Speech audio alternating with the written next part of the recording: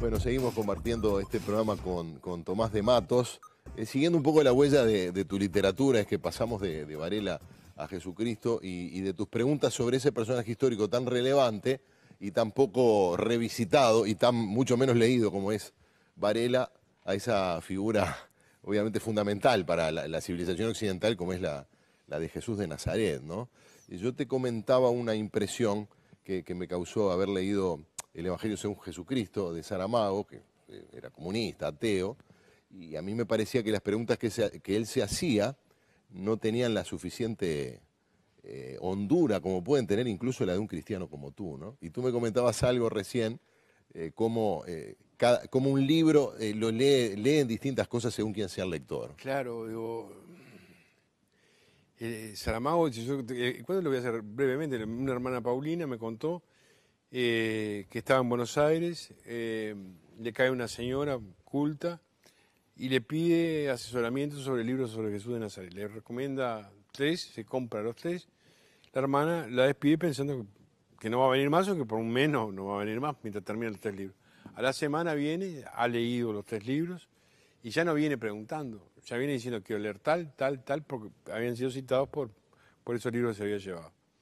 Piensa que va a demorar ahora, porque se lleva como 8, piensa que va a demorar 2 meses, 3 meses, o que se va a aburrir, o que va a considerar que el tema ya lo tiene cubierto. Y antes del mes está de vuelta pidiendo otros libros con el mismo sistema de... Y entonces ella ve que hay un proceso de conversión, y bueno, pregunta, y le dice, y mire, a mí me quiero conocer a Jesús de Nazaret porque leí el libro del Evangelio de Jesucristo Saramago. Y la monja quedó extrañadísima porque ella no había podido ni terminar el libro, ni había podido empezar el libro de... Lo rechazaba. Lo rechazaba. Entonces, sin embargo, ese libro de Saramago generó un nuevo cristiano. Esa conversión. Va a Córdoba, la trasladan para Córdoba, y en Córdoba se encuentra con la misma evolución en un profesor ateo de la Universidad Católica de Córdoba, pero ateo, es decir, pero en medio de un ambiente cristiano. Y el que había hecho... a mí ese costado de la historia me interesa muchísimo. El que dio el detonador fue un marxista y no todo la influencia que podía haber tenido el contorno cristiano. Y yo creo que en definitiva era que un marxista le hablaba a marxistas. Entonces las preguntas de Saramago, que hace a Jesús de Nazaret, es mucho más penetrante para un marxista que lo lee, un lector marxista, que para un lector cristiano. Porque además me decía la monja que ella no le seguía gustando el libro de... Claro, pero le reconocía una cierta utilidad proselitista. Yo después eso, ¿Lo hablaste con Saramago esto? Lo hablé con Saramago. ¿Y qué te dijo? Y me dice, esto me suena a ficción matiana. Y entonces, matiana por de Matos. Por de Matos. Él me decía que dice, mira que el Dios que vos tenés dentro de tu cabeza me gusta. Lo que pasa es que no lo veo fuera en el mundo. Ya eso me lo había dicho. Claro. 2 o 3 veces. ¿Y qué le contestaste? No, me quedé quieto, digo, porque además, digo, siempre lo repetí mucho. Después me decía también que yo quería convertirlo y yo le decía, no quiero convertirte, José. Pues ya quiero convencerte que ya estás convertido. Y entonces dice que no negaba que yo era abogado y retórico. Entonces me acuerdo que... Y bueno, cuando me dijo eso, si es ficción matiana o no, lo vas a ver.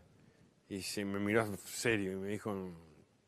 Espero que sea dentro de mucho tiempo, porque yo ya sé a qué momento te mencionás. Y después dice, pero para ese momento, que espero que sea lejano, me alegra eso, porque puede ser alguna atenuante que pueda manejar en mi defensa. ¿Y no será que hay un Dios para cada uno, así como hay un libro para cada uno? Y puede ser. Yo creo que hay un Dios cerca. Don Mario, el que me prestó el libro, siempre decía... que en el apostolado, el primer principio fundamental era no alejar a un alma un punto de Dios, que generalmente con el apostolado lo que hacemos es alejarla. Contrariamente a lo que se busca, ¿no? Contrariamente a lo que se busca. O tenemos que tener cuidado de... Que después lo aprendí, en política también esa misma receta. Y en definitiva decía él, porque el que anda suelto no es el diablo, es Dios. Entonces no podemos entorpecer el camino de Dios. Claro, pues se supone que Él nos elige, por lo menos lo que dice el texto exactamente, bíblico. y nos ha elegido a todos de momento. yo no me acuerdo cuántos, son 200 millones de espermatozoides en la descarga que genera la gestación de un una ser. fecundación. Es decir, y si hubiera ganado otro espermatozoide seríamos totalmente distintos, podríamos tener sexo diferente, podríamos ser no calvos. Pero de repente era todo mejor, y esto es una especie Sí, a lo mejor digo, de broma, de chiste de humor negro, ¿no? Exactamente. Yo creo que la vida nos ha elegido ya, ¿no? Porque además esa carrera se corrió no sé cuántas veces. Claro, pero a ti te eligió para abogado, para escritor, para hombre de fe. No, eso lo elige uno. Eso lo elige uno. Yo lo que digo que hay un Dios, creo que hay un Dios,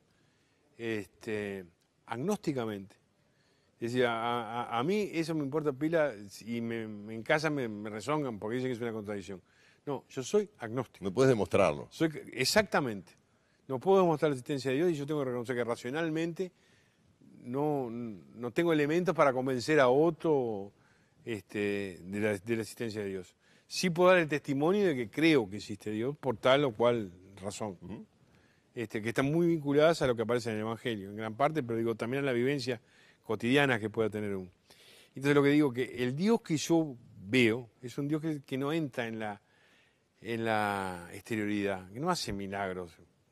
Yo no creo mucho en la apertura del Mar Rojo, ¿no? Es decir, a mí me gustan las otras interpretaciones que se dan, de que había una laguna, todo ese tipo de cosas. Pero todas esas son formidables imágenes y Son metáforas formidables, para pensar sobre los grandes misterios de la fe, ¿no? Exactamente, y para una Pascua, ¿no? Pero digo, el tema yo creo que Dios trabaja en el interior. Y que te habla de determinados momentos. Es decir, en la mina, ahora de San José, yo creo que estuvo Dios. Más, hay mineros que lo han dicho. Bueno, uno dijo que estuvo Dios y el diablo, ¿no? Exactamente, es muy Sepúlveda. divertido esa Sepúlveda, sí. Y bueno, y estuvo el protestante, Sí. que era el pastor y todo eso.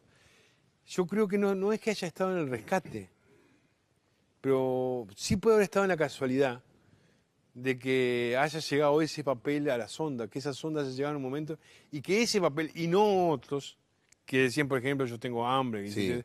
ese haya llegado que decía un dato fundamental. Y no era estamos vivos solo, sino que estamos en el refugio. Es decir, a partir de ahí saben dónde en toda la estructura de la mina ahí se encuentra. Ahí podría haber, en ese azar, podría exteriormente estar Dios, pero está fundamentalmente en el interior. Yo tengo un amigo muy grande, lo quiero mucho, que él me decía, pasó por un trance de gravedad, y en el momento que lo iban a operar, y donde se corría un riesgo de muerte corría, y dice, pucha, yo me sentía como no preparado para este trance. Varela, en un norteamericano le dice, ¿ustedes los uruguayos cuándo le dedican a Dios? Porque él había dicho que los domingos nos dedicamos a divertirnos. Como en el siglo XIX ya pasaba eso. Claro. Entonces Varela contesta, en la víspera de nuestra muerte. Y entonces yo creo que ahí, en eso...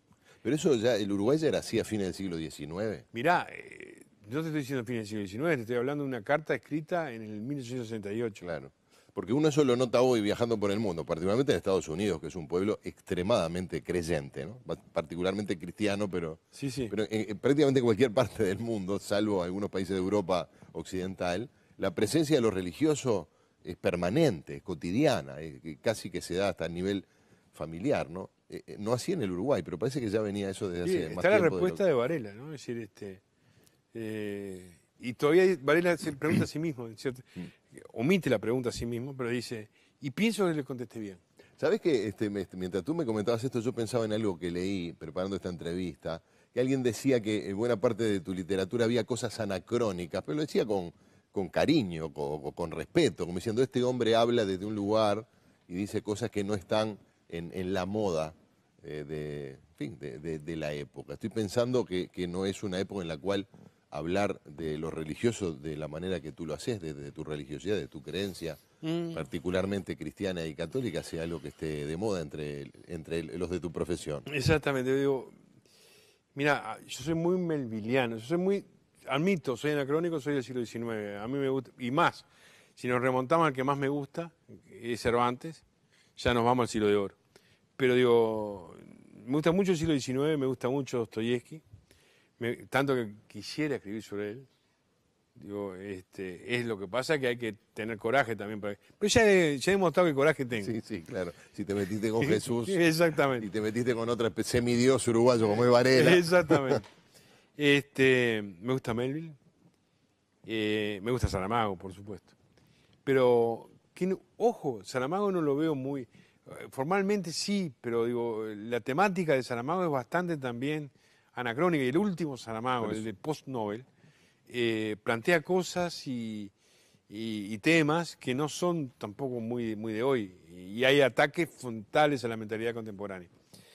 Ahora, yo parto de lo de Melville. Melville decía de que hay un plano que es la aventura, que hay otro plano que es la interpretación de la aventura, y hay un plano final que es el plano simbólico. Y eso él lo practicaba admirablemente. En Moby Dick, nosotros tenemos un striptease al revés de la novela.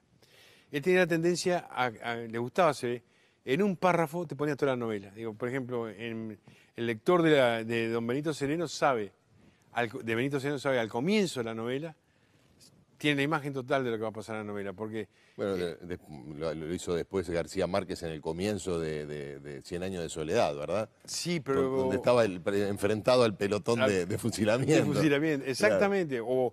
O en Crónica Anunciada en el otro comienzo. Pero esa es otra técnica, la técnica de los comienzos. En la Crónica La Muerte Anunciada dice el día que lo mataron, en la mañana del día que lo mataron... Despejando toda duda sobre el final. Ya cuenta el desenlace en la primera frase. Claro. Ahora, en lo que te digo de Melville es la esencia de la novela, no el final o el desenlace o lo que fue. Entonces, en Moby Dick, en Benito Sereno que estaba contando, se ve en el mascarón de proa dos figuras enmascaradas que están, y una negra y otra blanca. La blanca está disminuida, está pisada en su cerviz por la negra. Es decir, está toda la imagen del motín de los negros que hay en el barco. Pero además con la humillación, con todos los elementos que en definitiva juegan en la novela. Y si te metiste con Melville, ¿por qué no te vas a meter con Dostoyevsky, no? Y bueno, y además son formas de homenaje. Claro. ¿Vamos a hacer una pausa? Sí, y entramos. Sí. Lo único que quería es un segundito. Él te presenta, te hace al revés. El protagonista ve un cuadro oscuro, lo trata de desenfrenar y dice, esto es el caos, es la imagen del caos. Y después sigue interpretando, claro, porque como que los ojos se le van acostumbrando en la oscuridad y termina viendo una ballena atacando un barco. Es decir, termina viendo el desenlace de Moby Dick. Pero lo primero, la imagen del caos, es la imagen de la novela. Moby Dick es la imagen del caos. Estaba todo allí desde el principio. Estaba todo allí desde el principio. ¿Cómo Dios va a permitir un monstruo que te devore una pierna? Es decir, la gran rebeldía de Acap. Ya venimos y seguimos conversando con Tomás de Matos.